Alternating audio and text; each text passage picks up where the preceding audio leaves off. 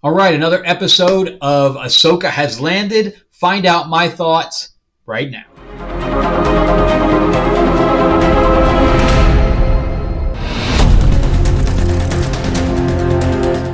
All right, we got into another episode of Ahsoka.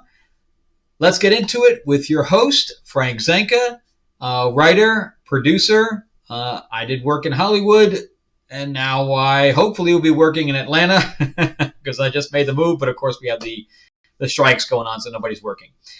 But yeah, so from an award-winning writer and a producer standpoint, let's get into it. And from a Star Wars fan, as you can see, of course, I grew up with Star Wars just like most of you.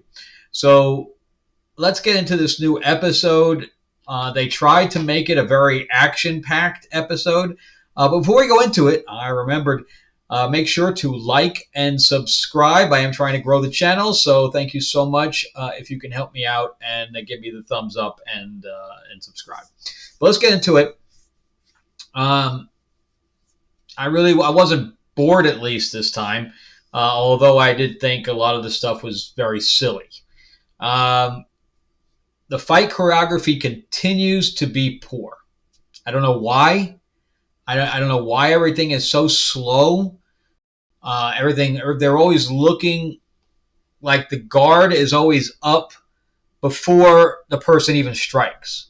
So they know it's again, compare this to the Witcher sword fight scenes. Why can't they get those guys for fight choreography? I mean, the fight choreography in this show is just horrendous. Just horrendous. And I'm going to be doing spoilers, so if you haven't seen the show yet, spend the half hour, because that's all it is. It's only a half hour. Spend the half hour and watch it, and then come back. But yeah, so it doesn't have any energy. Along with the actors, the whole show has no energy, and that's the part of the problem. So the director from this episode hasn't directed much. He mostly is an art department guy, and his biggest thing that he directed was the animated Spider-Verse movie. Not the most recent one, but the first one. And so he has that, but that's animation. Again, it's like Filoni coming from animation. And we also have him directing the season 3, the pirate episode for Mandalorian. Not much to say there. So, he goes on. Nobody, of course, once you're locked into the personalities of the actors, the other directors have to follow suit. So there's nothing he can do about it. So I'm not going to blame him for that. But again, there's very little energy in this show. And, I started thinking from the last episode, why isn't Hera piloting the ship? It's kind of missing because neither one of those two, Ahsoka or Sabine, are pilots. But at least we got to see, this is the highlight for me, is that we got to see the Ghost. Finally got to see the Ghost in real life, CGI real life. So I was very excited about that. And of course, Drinker and a few of the other guys were saying, well, why didn't they bring in a squadron? She's a general. So she brings a squadron, but not only does she bring the squadron, she brings her son into battle. She brings her son into battle. What? What? This is take your kid to work day? What?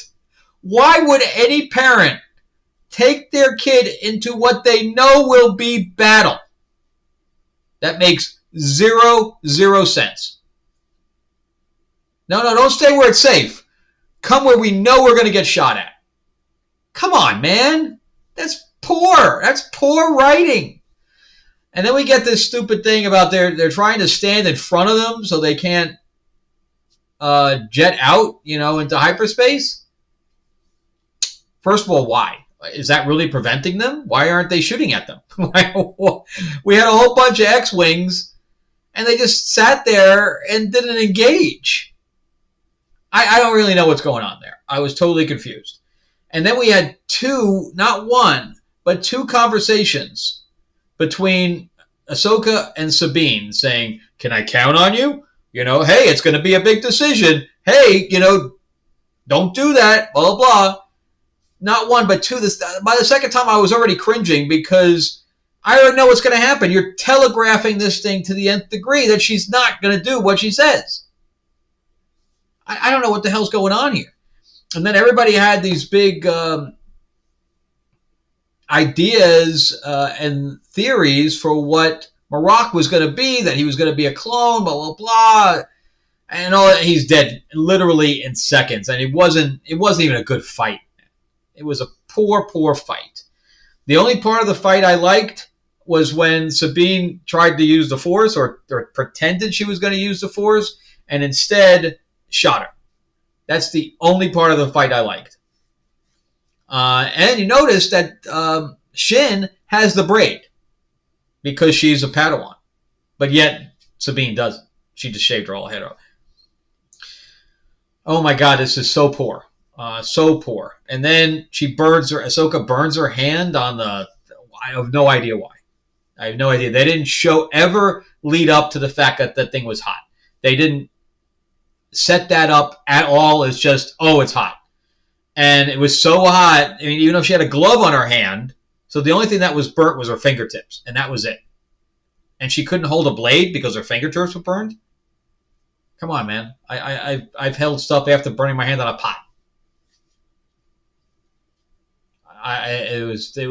They purposely did that so that she would be weaker against Balin. That's it. And also the whole thing with the timer, I don't know why they didn't have that click all the way almost to the end. Because, boom, they return it to the thing, and it's done in, like, literally seconds.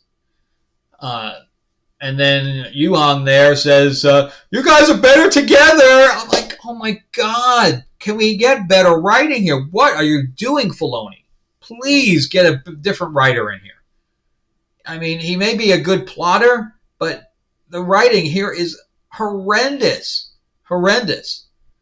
So, I don't know. This besides having at least action in here, I did like that Ahsoka was able to do some kick moves in there. At least we got that. But that's pretty much it. The action was poor.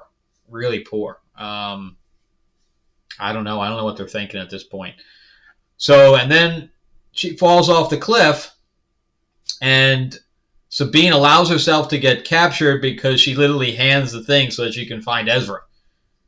I mean, now the whole audience, if any audience member has any respect for Sabine at this point, I'll be surprised. Because there's actually no redeeming quality. She swore to Ahsoka. Ahsoka literally is dead as far as she's concerned. And now she's captured by the Empire and about to go see Thrawn. She's not heroic. Heroic is a self-sacrifice, and she was unwilling to do that. She's no longer a hero. Get out of here with this. Get out of here with this. So, and now Ahsoka wakes up in the world between worlds. What?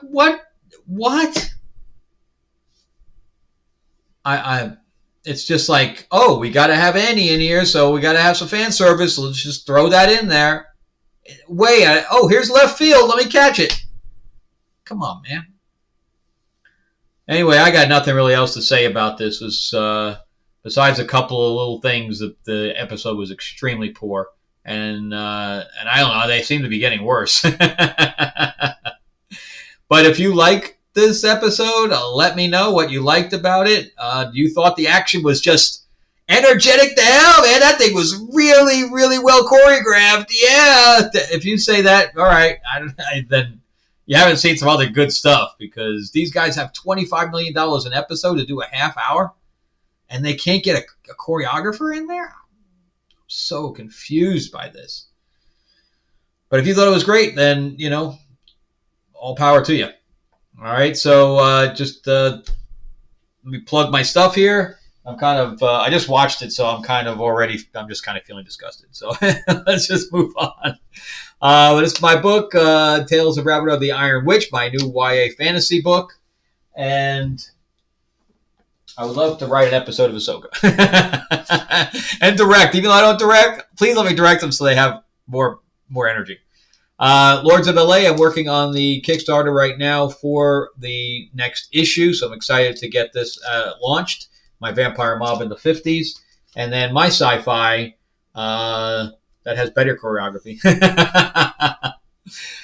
We have plenty of aliens and space battle and dog fighting. And look, I have sword fights too. Look at that.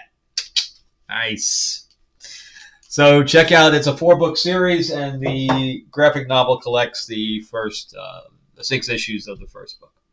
All right, thank you so much. Let me know your thoughts. If you're loving Ahsoka, if you're not, let me know your thoughts in the comments below. I'm always happy to hear them, whether they agree with mine or not. All right, thanks a lot, guys, and thank you for helping me grow the channel out. Make sure to like and subscribe.